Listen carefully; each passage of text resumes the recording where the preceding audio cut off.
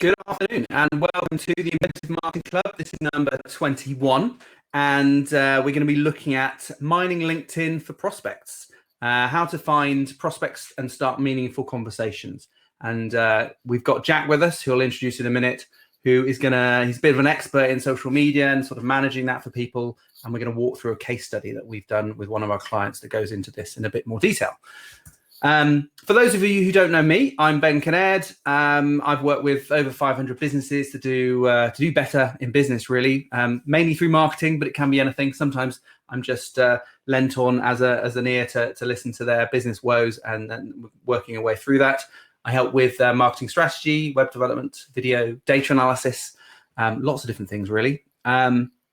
We've got lots of previous webinars. We've got now another 20 webinars on the website in Basecamp. So if you don't know where that is, then just email me, support@ratherinventive.com, and I'll make sure you get a link to where those are. Plus, we've got lots of other webinars or recordings I've done, which may be free, may not be, in various different places, and I collate them all into the club as well, so you can go and check those out.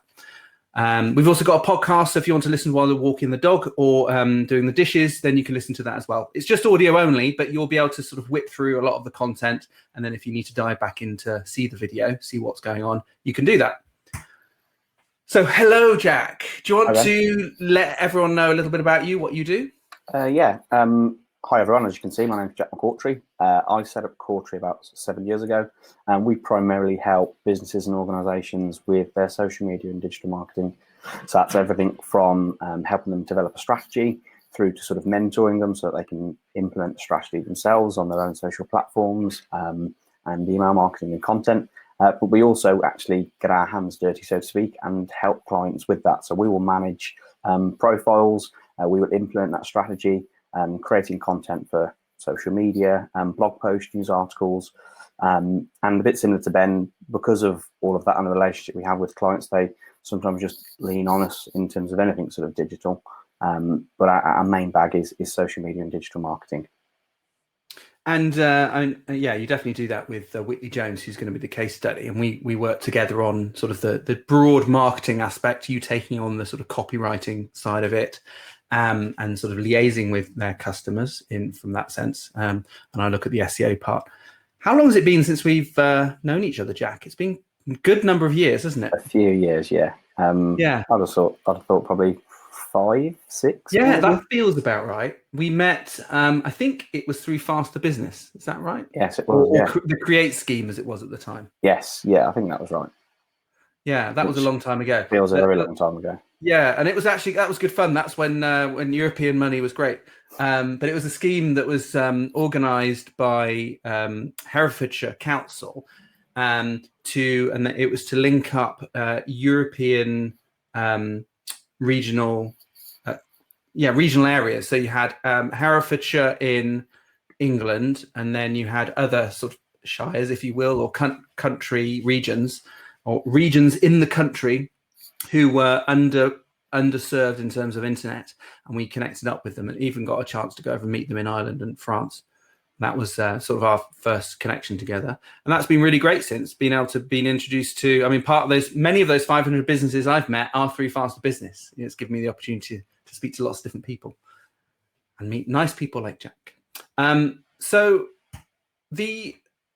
the topic today was raised by Nikki, one of our clients. She works for Eclipse, and I was talking to her as part of a coaching session, sort of saying how the club's going. Is there anything you want us to talk about and cover?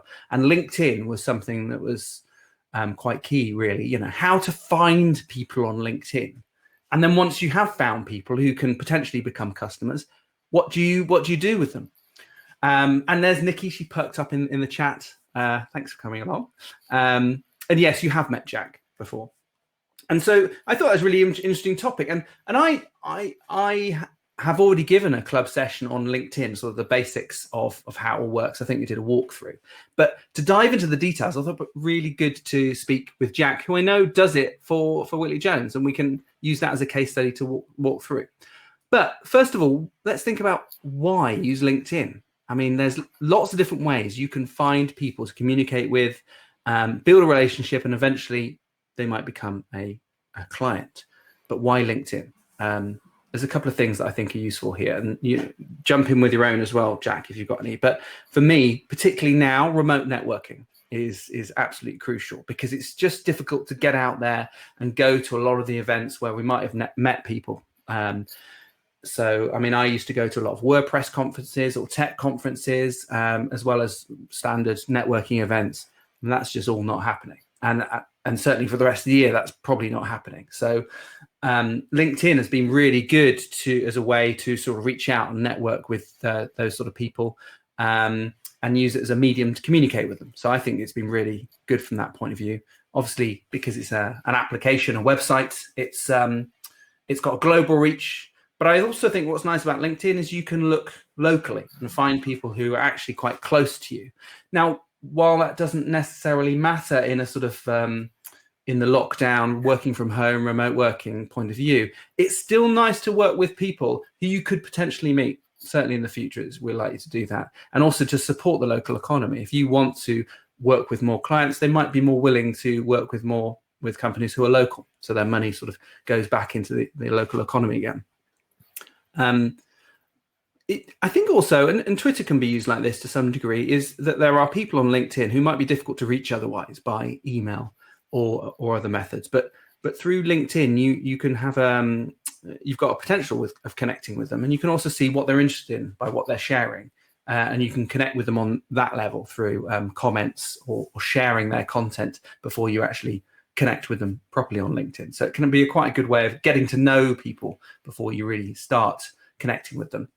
And then from our point of view, and this is what we're going to be talking about really, is it's a really good way of building awareness for your company. So just using LinkedIn is a brilliant way of just, as long as you've got something interesting to share, getting how your business helps people or how it overcomes problems that people have in business. It gets it out there. It's a very convenient way of doing that.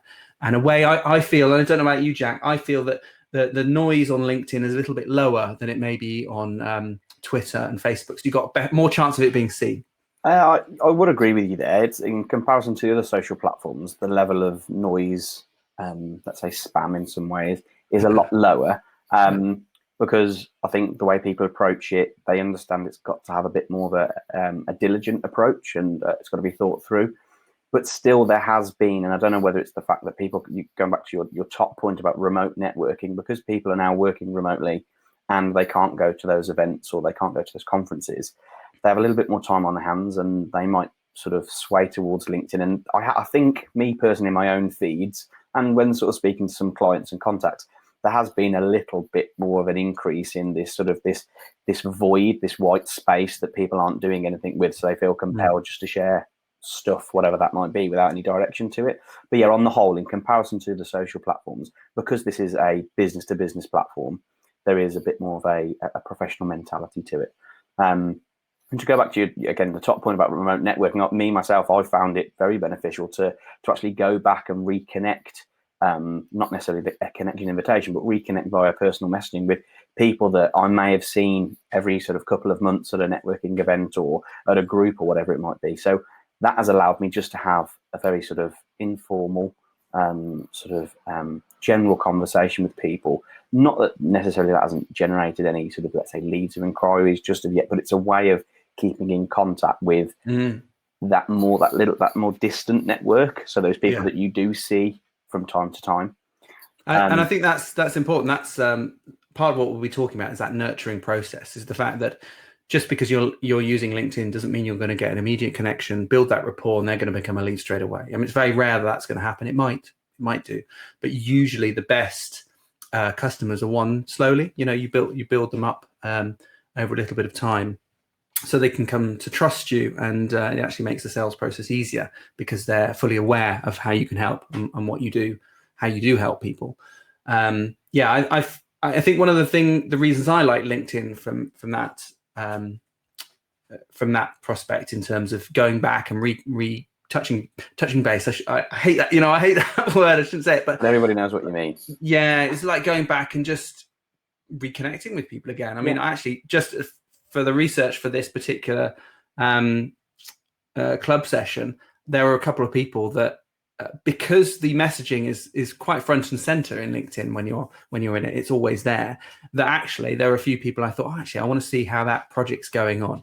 Is there anything I can help with? I know there was someone who during the COVID, the pandemic, the true lockdown, they were trying to create a website to help to share with people the different sort of support that's available. And sort of have a directory of people who can help if you need it. Well, that might be something that's coming back. They might need a bit more of over the next few months, depending on how lockdown continues. And so I was just saying, actually, how's that project going? Has it been helpful moving forward? I think to answer the question, the main question is the why use it.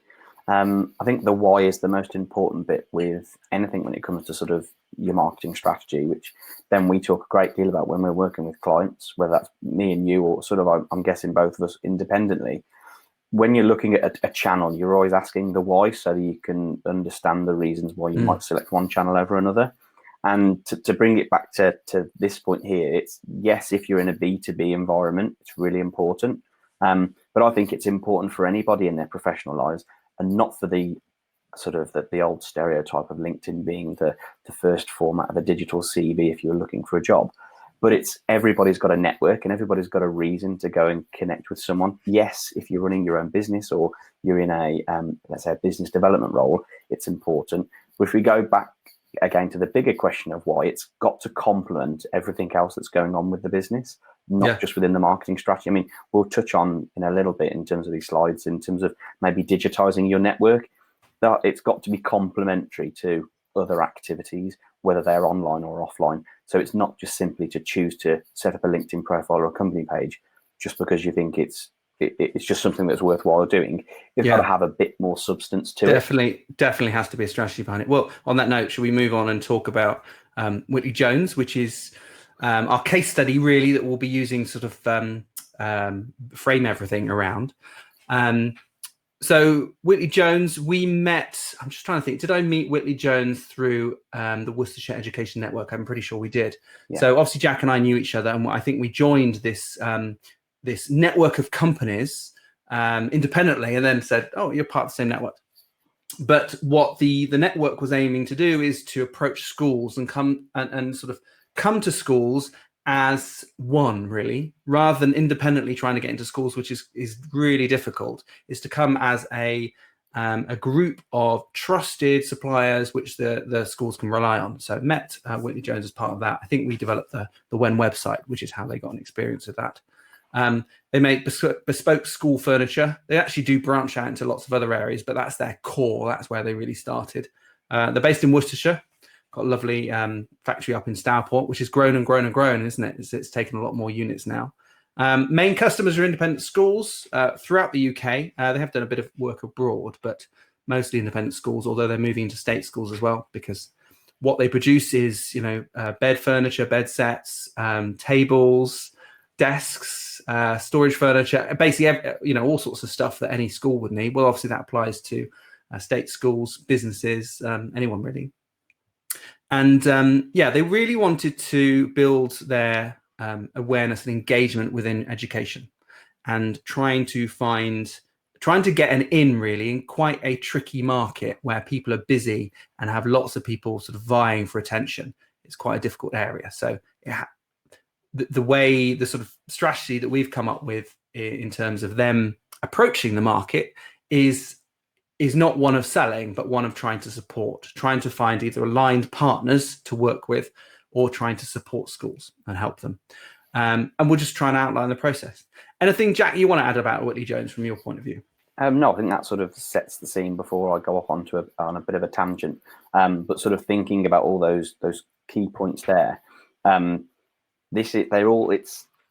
think it's a good case study for us because we've been working with them. But I think everything that we're about to talk about actually highlights all of the key areas that everybody should consider. It's not the fact that, and what I'm trying to say is, Whitley Jones are known for what they do, but then how we approach that to try and get into a tricky sector. Everything we'll talk about is we've used basically all of the different tools to try and approach it. It's not we're not just using this as a case study because we used one area of LinkedIn, which let's say was just connections and messages. So no, I don't want to add too much more without covering what we're already going to talk about. Well, something I will say about this particular screenshot here is their logo. Now, the logo has been revised recently by, what's his name, Matt Lloyd. I can't remember his name. Matt Lloyd, yeah. So designer in, I think he's in Worcester. So he sort of redeveloped the logo a little bit in their brochure. And sort of flattened it out. It looks great. And you can actually see a little shadow of the old logo in the bottom on a video. The problem with the logo, this is just slightly off topic. It's very relevant to LinkedIn and other social networks. The problem with the logo is it's an oval. And that actually looks great in lots of different situations, except in these little avatar pictures. And so you try and fit an oval into either a square or a circle, specifically a circle. It looks odd, just looks weird.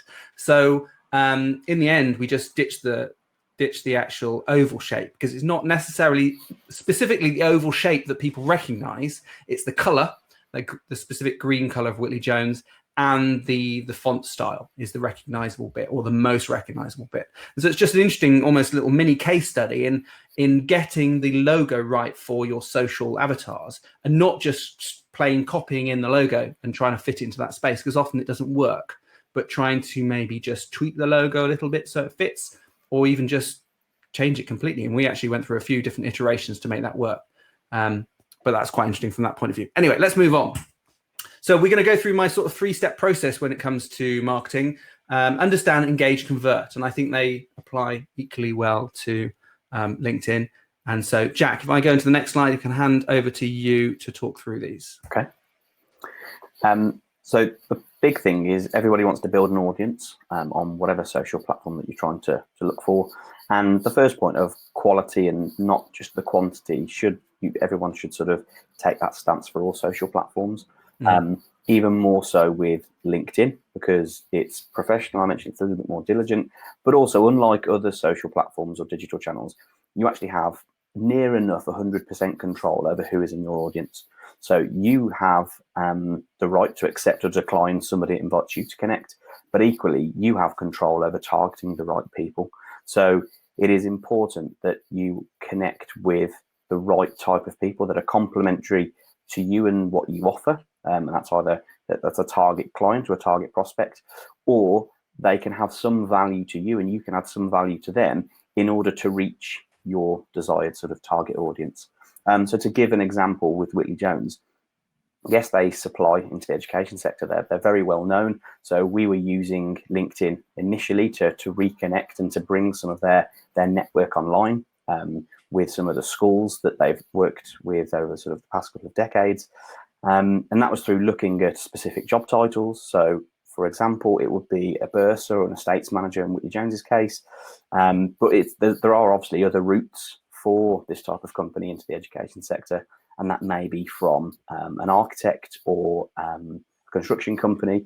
So we were then targeting, again, companies that they knew or knew of.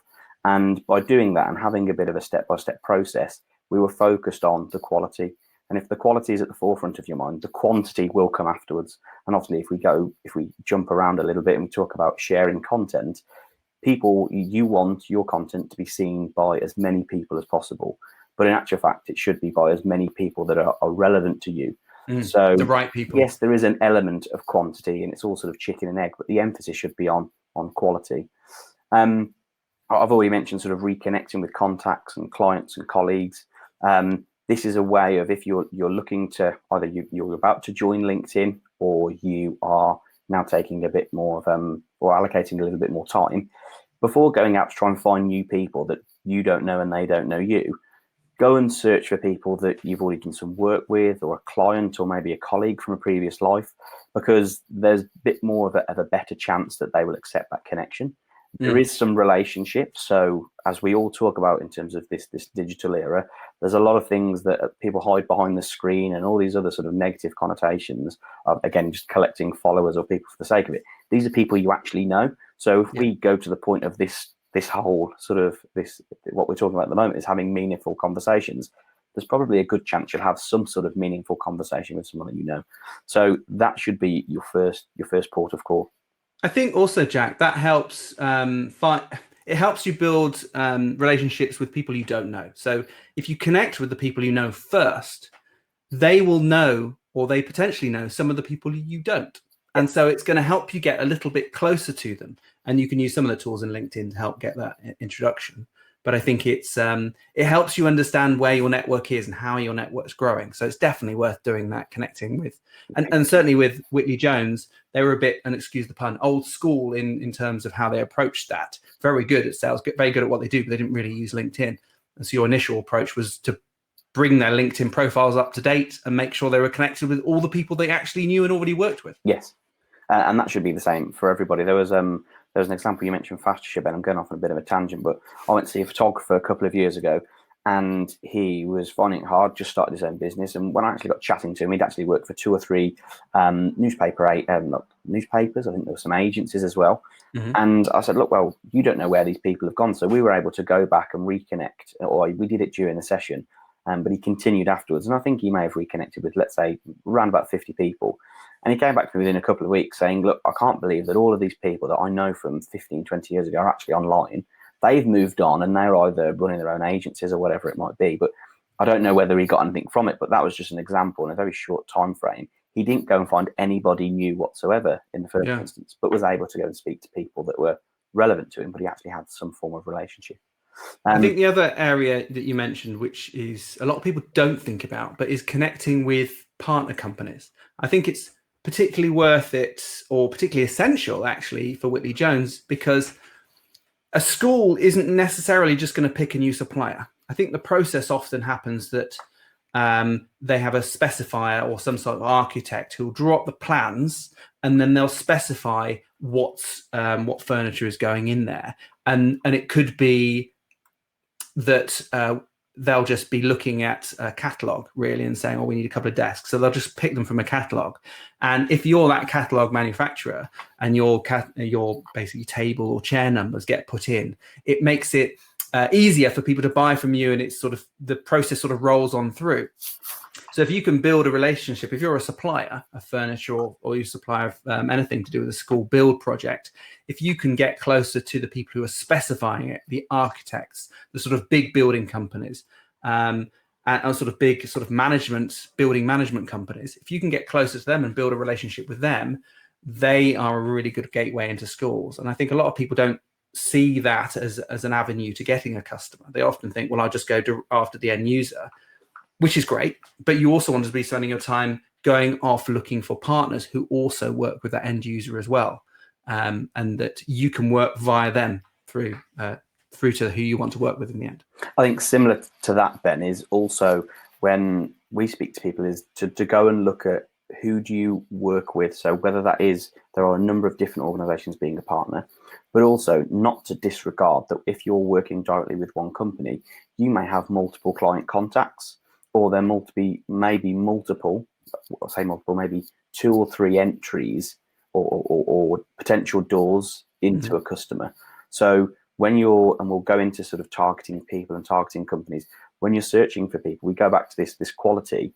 You'd rather have 2 or 3 connections within one potential prospect, as opposed to going to find 3 in 3 different companies or whatever that might be. Which is much harder work, isn't it? And it may be the senior decision makers, it could be the senior individual or someone in a senior management team, but all the way through to, let's say, someone within engineering or whatever that might be, but also procurement. So when we're helping people to try and get involved with, let's say, large companies that may be global, they might be looking for the same job title, but across 2 or 3 different countries, or they might be looking for an engineer, a buyer, but also then, let's say, a regional director or a divisional head. And they've all got their own different ways of sort of looking upon your information, which we can go back to content planning and what are you going to be sharing with them, what are you going to be messaging. But it's about, before you go away and send connections, focus on the quality, and the quality could actually be looking at multiple routes into an end client, or, as you say, a partner, which is one step up that then you could have some form of relationship with and then collaborate on projects. So it's not just the end user, as you say. And actually, partners, you could work with them from a sharing point of view and reach and exposure that, if it works for both of you, and you're putting out great content online, they can work with you to share that and vice versa. So it helps spread both of your networks. And that can work extremely well in this case. Should we just move on? The one last point, which I was going to touch on, the last point on here was digitizing your network. Yeah, I like that. Which goes back to reconnecting with people. I always say to someone, if you've got a bunch of business cards or you've had an email from someone, what do you do with it? And unless it goes into a CRM system, or depending on what that conversation or email was like, and you have to act upon it, I think we're all probably guilty of having that stack of business cards or that contact, and you just leave it unless there's actually a need. But what you can do, or unless you keep it and you only contact them and they only contact you in maybe a few months or possibly even years' time. But you're going to forget, aren't you? Because they're going to have a big stack of them. Exactly. They're going to get lost. And it just becomes a collection. Whereas if this person or if these group of individuals you found interesting and you think you've got a lot of things in common, go and digitize the networking that you're doing offline, because that's a great way of you keeping in contact with them, not necessarily through messaging, but we will look at that. But just to keep up to date with what they're sharing, what projects or jobs they've been talking about online, and vice versa. You're increasing your awareness of you, your work, your company with these new people. And to go back to the point, it's an authentic network. It's not just going to find new people for the sake of it, although there is value in that. But I would urge everybody to digitize your network. So anybody you've met, let's say in the last, well, nobody's met anybody probably for the last, I was going to say 3 months, not 6 months. Well, we meet online though, Jack. Well, yes, exactly. Yeah, if there's anybody you come across and you have some form of conversation, then if you think they're interesting and you get on with them and there could be some value, go and connect with them on LinkedIn, because that's a great way of sort of building your network in the right manner. Yeah, exactly. Rather than putting them in your CRM and then potentially flouting GDPR regulations because they haven't asked to go in there. They've given you a business card, and we kind of assume that might happen, but it's not. You should ask permission. And whereas actually, if you connect with them on LinkedIn, that's fine, because it's all via LinkedIn, and you've got the details there as and when you need to sort of take it further. Mm-hmm. So just search. I think this is particularly interesting in terms of there's two different routes really here that you've sort of identified. One is, and if we take the example of schools, one is you can go and look at the school. So you can actually go and find, if they've got a profile on LinkedIn, you can go and find people that way, or you can use search. Do you want to take us through those a little bit? Yes. So the first one, company pages, which a school would have a company page. If you know the company or the organization that you're after, if you go and find their company page, in there, you'll be able to see how many of their employees may be online or on LinkedIn or have a LinkedIn profile. This will only show up if those respective individuals have associated and linked their profile through to the company page. But in there is a ready-made list of people. And you have to remember, not everybody within an organization will have a LinkedIn profile, but you've got somewhere to start. And 9 times out of 10, the senior individuals will have a profile. So just by clicking into this list, you've then got an idea of the names of the people, but most importantly, the job titles. So you'll be able to work out whether they're relevant to you or not. So you haven't got to do a great deal of searching in the first instance, as long as you know the company or organization that you might be after. Yeah, and that'll work for both of them, won't it? So what about searching? What are those? The other way around is to search for job title. So I would start with, as Ben's got in his screenshot, the search box at the top of your screen, which will always be in that top sort of navigation bar within LinkedIn.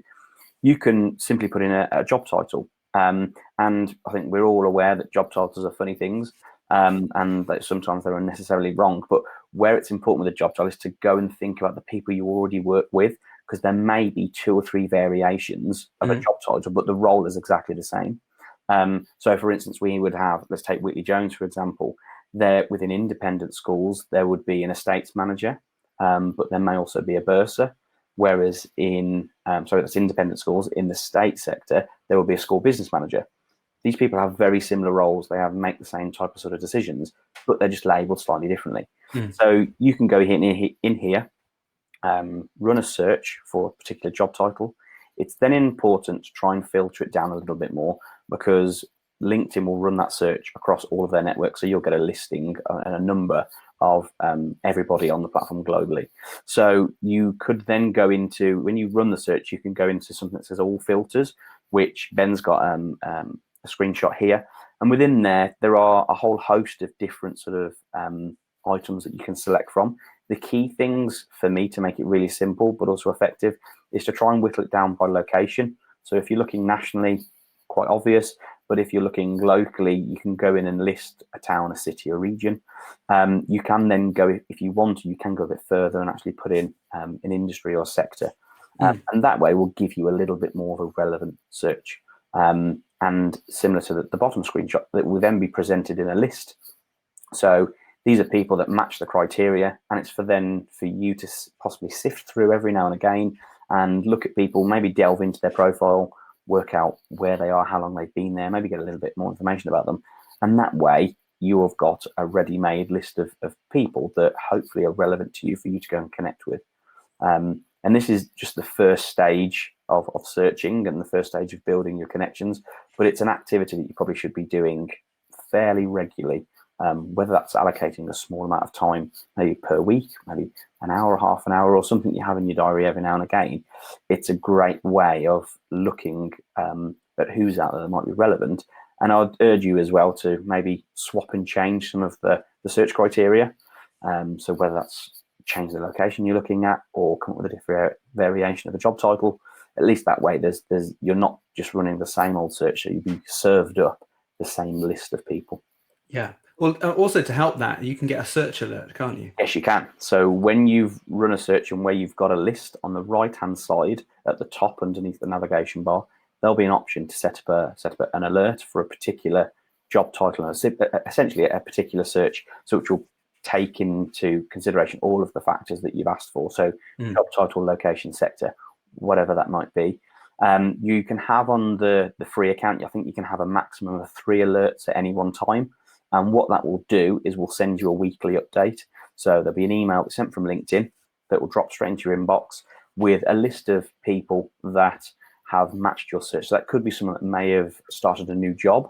It could just be, LinkedIn can be a bit sneaky. So they could be giving you an alert, or people within the alert, maybe people that should really have come up on your first search result, but in actual fact, they didn't because LinkedIn are hiding some information. So, but now there is now a list of people for you to delve back in. So in actual fact, if you wanted to and your searches were very close and quite accurate to what you wanted, or if you're after a broad search, you may not need to go into LinkedIn itself and run the search because you'll be given this information each week. But some weeks there might be nothing. Other weeks there might be 2 or 3, and other weeks or months you may have several pages of suggested people that meet that search criteria. So that's a great way of just finding people, and you don't have to do anything about it or for it. It's just set up the original search alert. Something I often add as well is to this is if you're looking for new people, is to just look at your second connections, maybe. So people that you're not connected with, but are connected through people you already do know, which goes back to what we were talking about before. Make sure first you're connected with everyone that you know or have met or worked with, or colleagues, so that when you run this search, you can put second connections.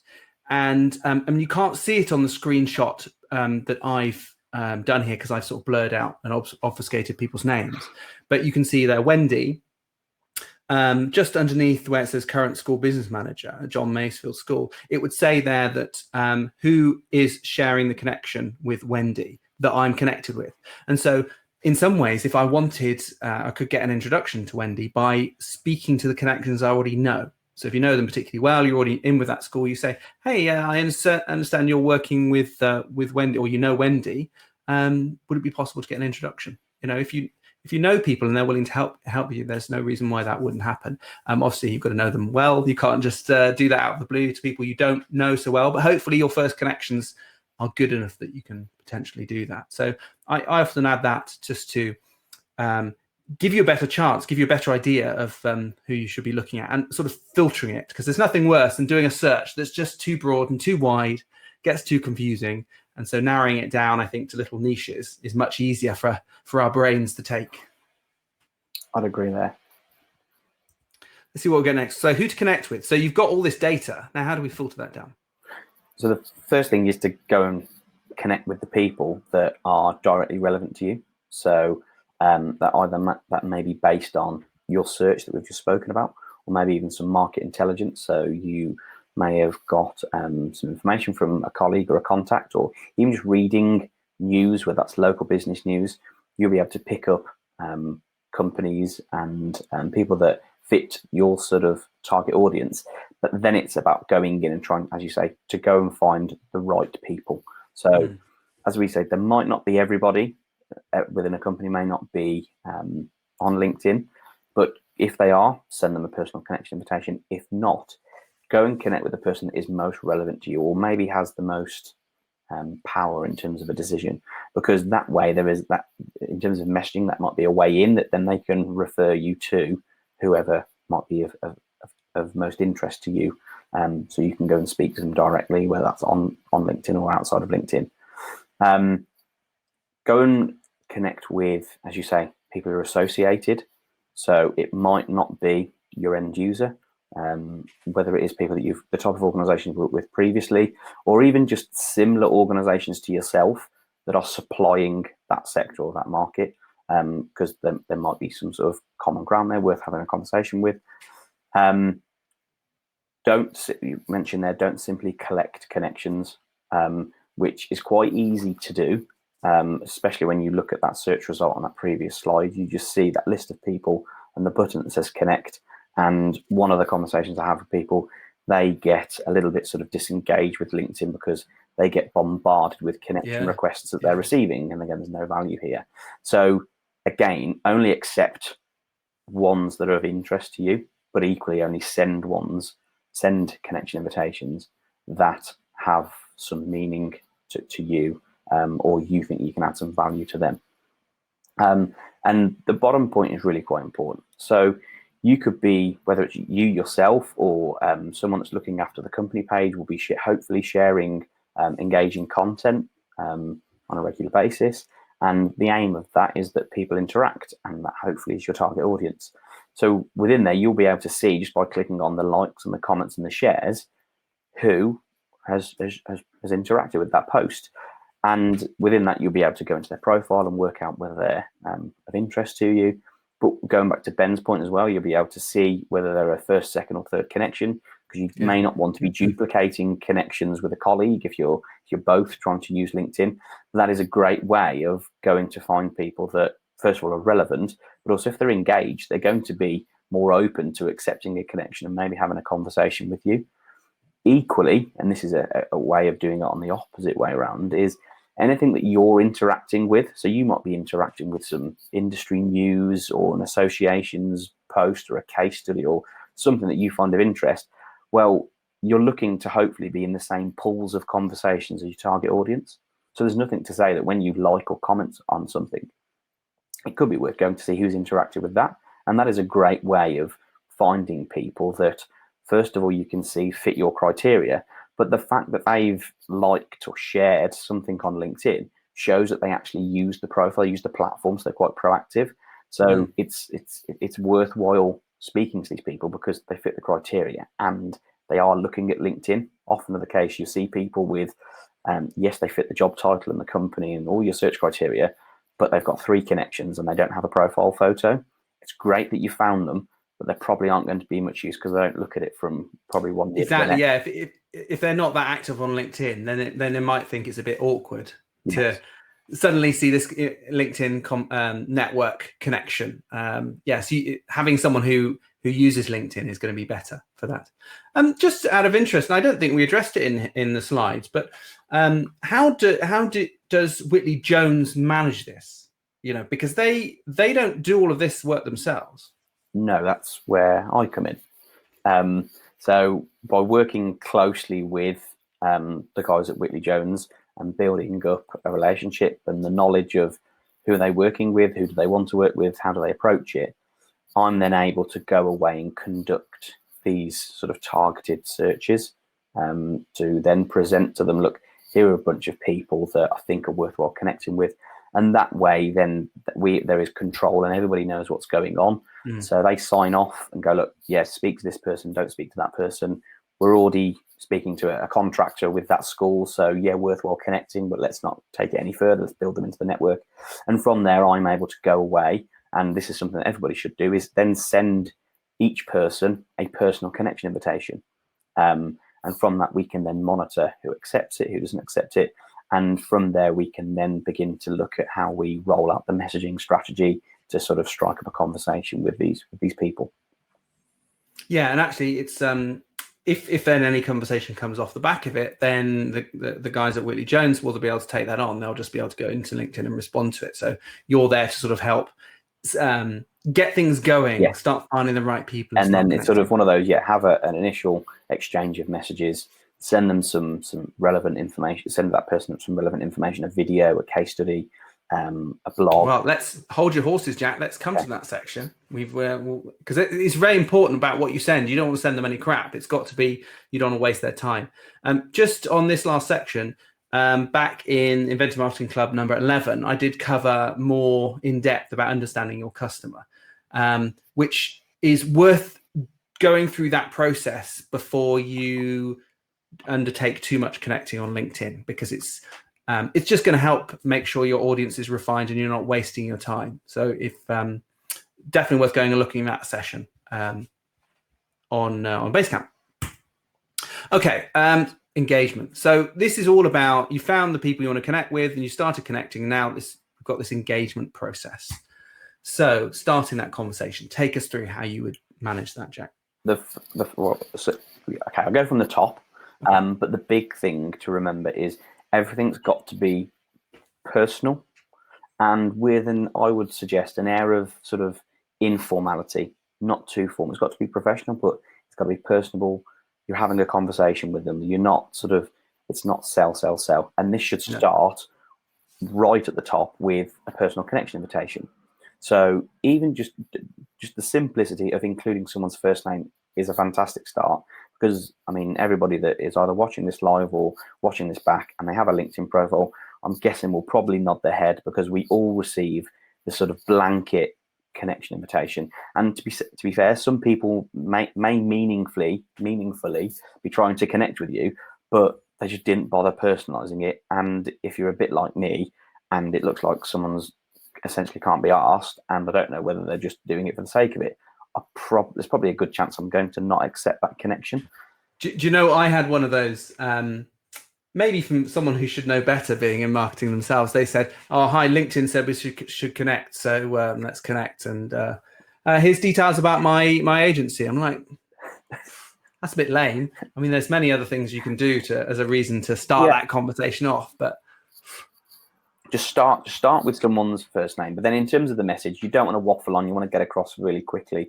But something sort of, if it first, going back to our previous slides, if you know them, mention that you know them. Well, it's going to be obvious that you know them. Or hi Peter, we met last week, or we spoke to each other, exchanged messages on a Zoom conference call, or whatever it might be. Include that in a message. It could even be, Ben was talking about how you get a referral, or like a referred connection or an introduction to someone. It may not be that you've gone via that person, but somebody that you know has said, look, I do a lot of work with Joe Blogs, so you need to go and connect with these people. So it could be the fact that, right, my friend Peter Smith has recommended that it's worthwhile connecting. He said you do a load of work together, so it'd be great to connect. Something that's really soft. If there is something, let's say, real about it, you've met them, include it. If it's a connection, let's say, out of the blue, try and sort of make that as relevant as possible. It could be something, I've come across your profile, thought it'd be worthwhile connecting because we're in the same sort of area. It'd be great to get to know you. It hasn't got to be war and peace, but it's got to be, it's how you would start a conversation, either if you meet someone in a coffee shop or a pub, whatever those two things were, because we haven't seen those for a few months. No, that's not happening much. But even, let's say, a networking event, but then people could say, well, we all know the people at the networking events that jump in head first and do the sell. But if you approach it in a very sort of normal conversational way, then there's a better chance of someone accepting that connection. So make it relevant, especially if there's something in it for them. Yes, and the fact that someone, I'm talking personally now, and this is how we approach it with clients. If you can see that someone has actually bothered to write you a message, it shows that there is some substance to it. They've thought about it, and that would indicate this person's probably worthwhile speaking to, or it's worthwhile just including in my network, because I'm hopefully going to see some really interesting stuff that they're going to share. And yeah, I mean, that's actually a good point. It could be that, hey, I want to connect with you because I've seen a few interesting things in your feed and I don't want to miss them. Exactly. Because then that's how you'll get included into their feed. Yeah, and I wouldn't use, let's say, a blanket message, but maybe have a couple of 2 or 3 variations for the people that you really don't know up your sleeve that you might want to interchange, because you may have, as Ben said, you might have come across them because you've seen their posts being shared by one of your connections that you now want to connect with. So mention those type of sort of scenarios in these messages, and you'll get a very decent response. What I would challenge someone to do, but in actual fact I wouldn't, is try and find 20 people, send 10 personal messages or personal invitations, and send 10 the blanket ones. I wouldn't necessarily do that, because if you why don't you do that, Jack, and then you can report back on a bit of a test. But yeah, I'm trying to say personal. As long as these people are active, there's an awfully good chance that they will accept, and that just starts everything off in the right way. So in terms of then how do we have a conversation with them, it's then worth following up, and I would encourage everybody to send some form of follow-up message. And I know there are those that we speak to, and it's more about controlling what they say, because they may already be of the persuasion to send the sales message. But there are also the equal amount of number of people go, I don't really know what to say, so I don't send anything at all. So I would encourage people to send a soft introductory message once you've connected.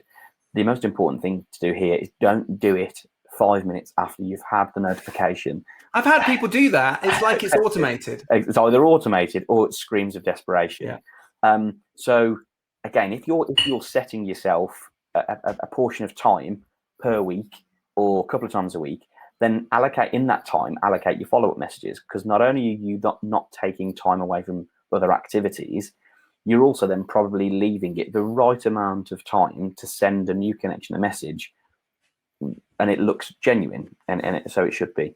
But in the it's kind of contriving genuineness. Yeah, because but it's organised. But everybody knows that you're not sat on LinkedIn all day.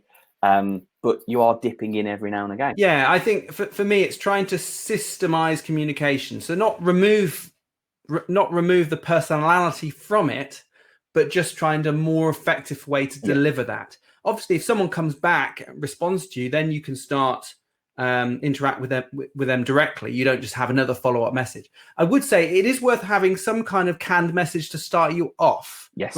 So not the fully fledged message necessarily, but some kind of framework, particularly if you meet a lot of people, like you have Zoom meetings, or like when we were doing podcasts, I would try and connect with people in advance so I could check out the profile, have a few things to talk about.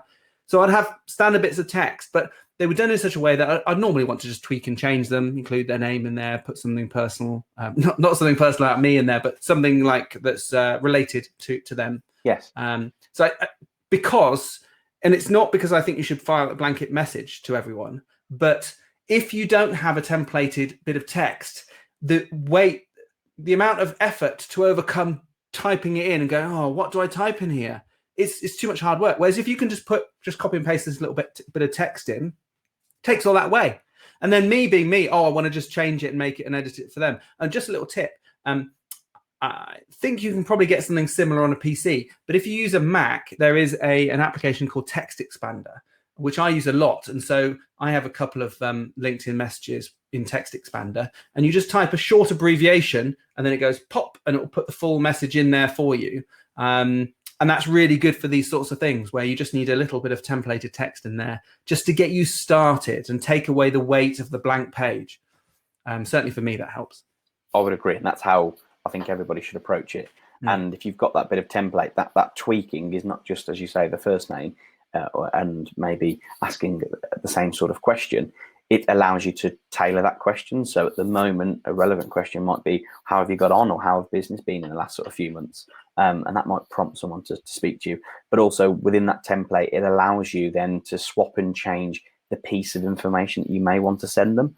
There might be instances where you include a link to a video or a blog or a page, or you might attach something. Again, the attachment of a brochure or something might be a little bit too salesy at this point, but a link to a video or something is you're giving them some form of asset.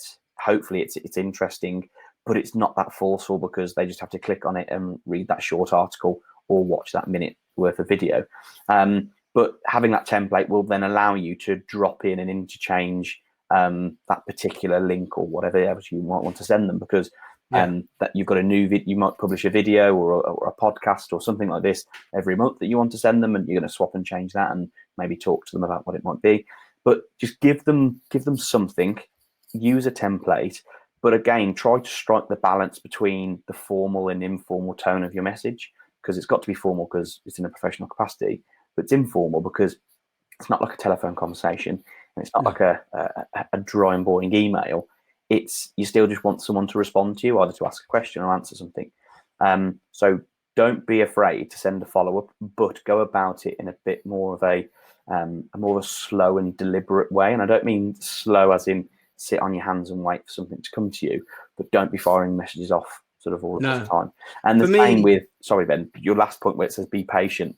The same thing is, if someone sends you a message back immediately, fantastic. You should reply to them fairly swiftly. But also, let's not think that you have to then send the nudge or the second follow-up within 24 hours, because bring it back down to your own personal circumstances and how you use LinkedIn. Some people might only drop into LinkedIn and check it out maybe 2 or 3 times a week. So maybe have a templated sort of pathway and structure to follow up the second or the third time. Again, you don't want to overkill it, because you still want to keep people engaged when they're seeing your content. But be patient in terms of a reply. And that would be the same for the second or the third nudge.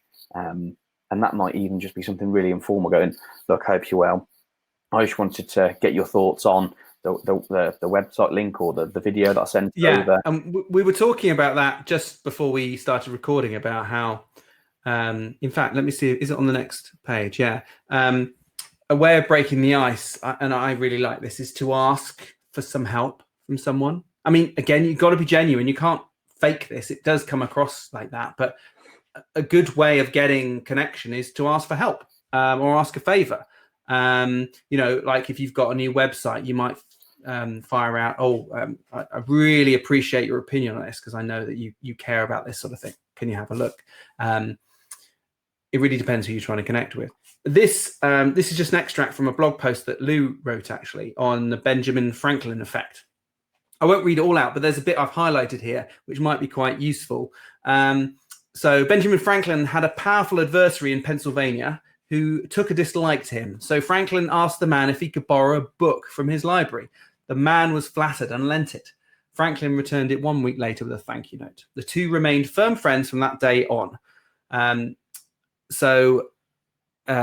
Basically what you're trying to look at doing there is, if you ask people for a favor, most people feel that sets them in a really good position, and they're more than willing to do something for you, specifically if it's small and easy for them to do, and it can actually sort of link you quite nicely together. And it says here that that the adversary liked him more because he was doing him a favor. So he felt it kind of just shows strength, really, from Benjamin Franklin's point of view. And it might be something to try, just to ask a favor. Hey, I want to know if you can connect me with this person. Maybe you could help me. Or I want to know more about this particular area. Maybe we can have a conversation. I think certainly I found it with the podcast. It's like, I'd love to interview to find out more about your application and why you started it. That's a great opener, because people are really happy to do that. So it may be that you have to almost create a sort of genuine ruse to contact people. That's how I started the podcast, or one of the reasons the podcast started many, many years ago, is that the ruse was an interview to sort of break the ice. That was the favor, really.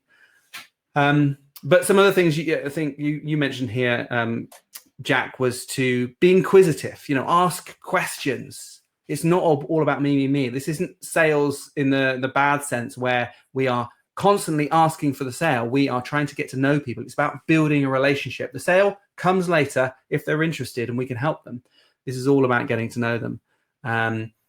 and I like this one, making opportunities to send information. So not just expecting them to ask, well, can I see your brochure? Or can I know more about that? It's trying to foster the opportunity for that. And just referring to things they've recently said.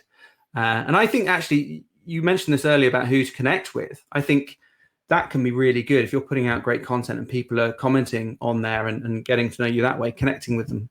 Yes. That I feel is a stronger connection in many ways. Yes, I agree, because they've already, let's say, registered an interest, and it makes it so much easier to have a conversation with someone.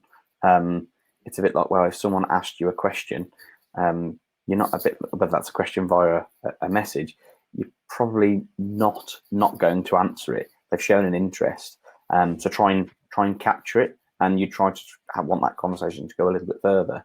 And it's hard enough that the whole aim of sharing content and what we do day to day, Ben, is creating articles and assets and infographics and video to, yes, raise brand awareness, but also to get interaction. And which I always say to clients, as much as clients say to me, well, it's okay, so what do we do with it? Well, if someone on LinkedIn or any other social media for that matter has expressed an opinion, and you can see quite clearly via LinkedIn they fit your target audience or they're relevant to you, well, grab it with both hands, but go about it in the right way. This is where you can look back and go, well, this conversation has actually come offline and wherever it might have gone, hopefully to turn into some business. You can go, well, I am going to use LinkedIn because I found this person because they commented on something, or whatever that might be. But go back to the people that have already engaged with you without you having to do anything, because you're halfway there in terms of a conversation. You've already got something to talk about. Yeah, exactly. And actually that sort of leads us on to the next section, which is convert. And for me, I put convert, we're not necessarily converting them into sale. For me, this is very similar to email marketing in a way. We're just building our list of people who might be interested in working with us, or might be able to share what we've got. And in time, they might, when they're ready, become a customer. Particularly for me, I've got quite a long lead time. I know Whitley Jones have an incredibly long lead time. If you're thinking about them putting in, 50 bed sets in a boarding school or boarding rooms, that's not something that happens every week. That's going to be something that might be a 5-year investment or longer for a lot of schools. So they aren't going to be wanting that all the time. So you have to be there and you have to be present and you have to be ready. So when they are looking, you can be part of that conversation. Obviously, not all schools are going to be looking at the same time. So you've got different opportunities, but you've got to build that relationship over time. And I know that when we first started working with Whitley Jones, it really took some time to build up the momentum of both the SEO, the email marketing, the stuff you're doing on social with LinkedIn. It takes time to build all of that and bring it together, because you are basically nurturing people. You're nurturing the people on LinkedIn, and also you're developing more content on SEO, so that grows over time. And it just takes time. I think be patient with both of these is very important. And something actually, when you sent these notes through, Jack, I particularly like this one. It's about sowing the seeds that grow over time. Do you want to tell us a little bit more about that? Yeah, I described it. Do you want me to use the analogy that you've taken out the slides there? You can. I always use the term sort of sow the seeds, and this comes back to connecting with the right people, and then you don't know where this relationship may go to. You might just find them interesting, but there might be a conversation to be had. I also use the analogy of to treat your LinkedIn as a whole, not just your connections, as maybe as a bit of a farm, and you're the farmer. So we've spoken a lot about trying to find new people, and it's always important to, let's say, to add some fresh faces into your network as you develop and you grow. But don't forget the connections you've already made. So you may have built up a network of a few hundred connections. It could be into the thousands. You may or may not have engaged with them over a period of time, but a bit like a farm. A farmer will always farm the same fields, but they'll sow the seeds and go back over it year after year. So what I'm trying to say is, don't be afraid that, let's say you're reviewing your strategy, or you've just developed a new product or service or whatever it might be. Part of that strategy may be to go and target a particular market, a market you might have already done some work with. Naturally, you might gravitate towards going to find new people, But let's not forget those connections that you've made over the last months, few years, because now you've got something more relevant to share with them, and it's just a great way of engaging. So when we say sow those seeds, it will take a period of time. You may strike lucky, and depending on the area of work that you're in and the people you're trying to communicate, there might be a huge need. And over the years, we have had a couple of those, and clients look at me and go, "Yeah, are you going to do this next week?" I'm thinking, no, let's set some right expectations. So it is about, but it's like anything else. LinkedIn is very, unlike other social platforms, is very close to real life. You mentioned about that long lead time between making a decision. Probably the reason that you're on LinkedIn is because you're in a B2B environment. We know whether you're the business owner yourself or what you just know from your own day-to-day work, that's the long lead time for people to make a decision. That's even probably when you've put a proposal in or you've quoted something, let alone when you're trying to have a conversation. So just bear that in mind. It's very easy to become impatient because you're thinking, right, I've sat here for the last couple of months doing something quite regularly on LinkedIn, whether that's content or connections. What am I getting from this?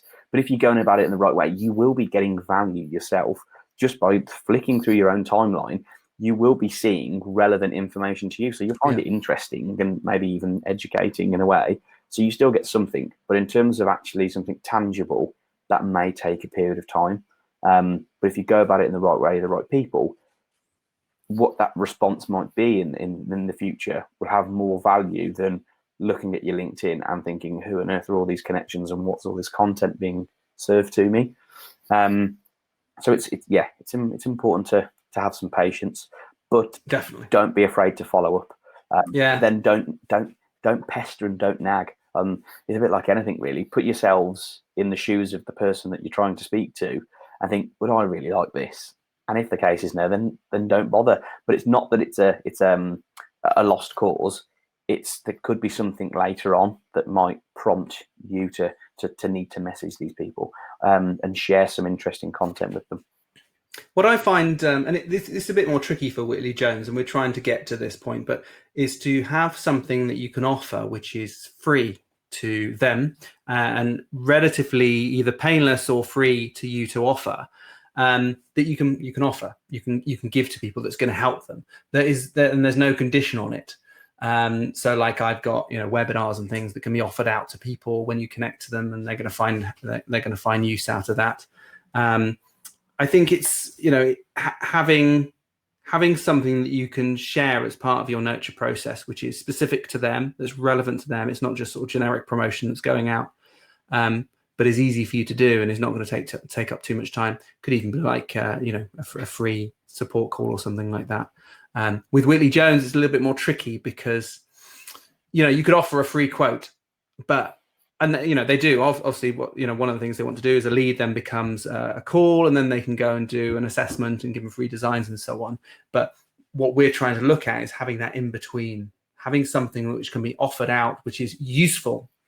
Which is genuinely useful to their target market, but doesn't take too much time from the salespeople, or through visits or designer putting designs in place. It's trying to keep that fairly simple, and it's a bit more difficult with them. But I think we're just trying some things on the website, various videos, trying to get to a point where we can offer that.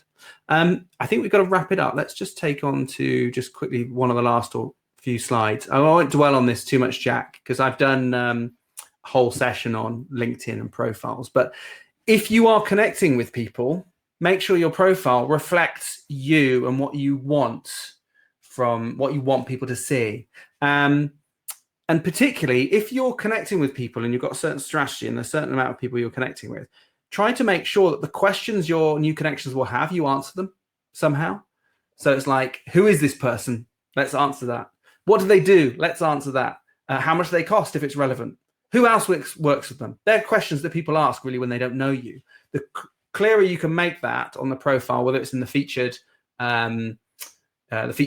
So we've got some videos, like a general overview video of Whitley Jones here. We've got some testimonial videos. Whether it's in that or the about section, try and answer those to make it clear. So when you connect with people, a lot of people will look at your profile, or you engage them, they'll look at your profile. Make sure that profile makes sense. Make sure it's up to date. Make sure you've got a good profile photo that reflects you, and that you're answering all those questions, because that all comes back to trust. because it all happens pretty quickly and people are going to feel a decision as whether to connect with you or not. They're not going to spend too much time on it. So you've got to make that easy.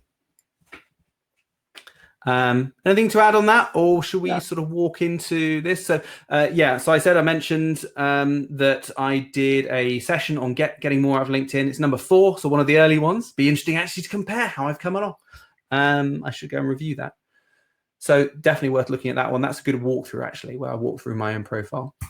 So now we've come to the end. I want you all to think of one thing you're going to do, whether it's just tidy up your profile or just think about maybe using search to connect with different people and putting some sort of strategy together. It's very difficult to give you a preset strategy on this because it will vary a lot from business to business. Unlike some of the things I've done where I can give you, templates and text and stuff like that, I don't think it is. We're trying to build a relationship here. It's got to come down to you. And the best way of doing it is to keep doing it and you'll get better at it. Keep practicing and you'll get better at that conversation. But I think the one thing that I would say is, certainly for me, I find the easiest way of making or finding connection is to do things out in the world that give you a reason to connect with people. Because if you can do that, it makes everything so much easier. Like doing a webinar, meeting people at a show, trying to doing things for people, and then that can give you a reason to get connected. So anyway, you let me know or write down what you're going to commit to over the next 30 days. We haven't got time for Q&A as always. I actually don't know what the next topic is. I'm not sure. I've actually got a few lined up coming into the end of the year where I want to go through. We've got 3 steps of a marketing strategy, which actually comes from TikTok, which I'm closing down. And I'm going to be converting all of those tasks into 3 sort of levels of a marketing strategy, starting with the fundamentals. So I'm going to be going through those later in the year, but I've got 1 or 2 months before that happens. So I'm not sure what I'm going to talk about. It's going to be a surprise. I do know what date it's on though. It's on the 27th of October at 1 p.m. So we'll be having the session at the usual time then. Do connect with me or Jack McCourtry on LinkedIn. I'd like to see, you can check out our profiles. Hopefully we're doing everything that we've been saying to you. Just so you know, do tell your friends about the club. There is a free tier, so it's completely free to join. So if you've got anyone who thinks is going to benefit from this, just get them to head over to ratherinventive.com/club and they can sign up. They can get access to the podcast that comes out every 2 weeks. They get their newsletter as well. And, if nothing else, they get some great content from that and they can use that in their marketing. They can obviously upgrade if they're interested and get the full effect and regular marketing ones. Nikki, thank you. That was very helpful. Our pleasure. No, thanks for Jack for joining us. I'm glad you could spare the time. Thank you very much for the invitation, Ben. No, my pleasure. And hopefully we'll have you on another time to talk about some other things. But for now, we must go as we run over. Thank you, everyone. I'll speak to you later. Goodbye.